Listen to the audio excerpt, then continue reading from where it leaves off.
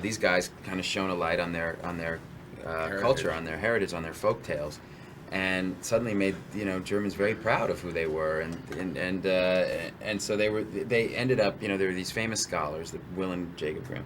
They ended up rising to positions of prominence. Jacob was a very influential politician, and they worked for their whole lives. They were these just very famous kind of heroes in Germany. Now in our movie, they are con men who are going from town to town. Jacob is a student who's a brilliant scholar who's collected all these folk tales, but Will, his con artist brother, is kind of forcing him to use them to kind of bilk the local peasantry out of money.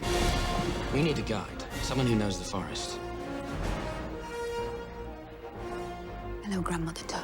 Show us the way, and I'll give you a kiss. That's just not right. There's someone in the woods!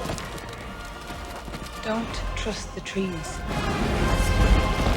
I love to play an evil queen who casts a spell on herself for immortality, but unfortunately for her, forgets to ask for eternal youth and beauty as well. And it was great to work with Targilio because he knows what he wants, but in the same time, he discovers what he wants from actors while directing them. So he's challenged by the unexpected, and so you have to have a lot of fantasy to work with them. And I learned a lot, so it was a very strong experience for me, this movie. Faster, faster, Will!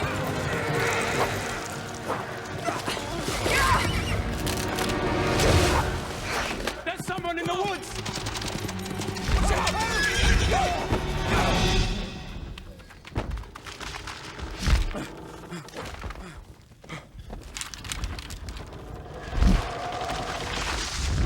Well, are you saying what I'm saying? I most definitely am not. And I was, but we did a lot of work on the script because the original script, the premise was really interesting, but the script needed magic, it needed real fairy tale, it needed a real sense of the wonder of that world. And working with lots of people, we slowly worked our way towards this thing. It was quite organic the way we built this film. I think Terry was the perfect man for the job. This place is haunted by a witch. Your town shall be haunted no more. Shoot, Jake!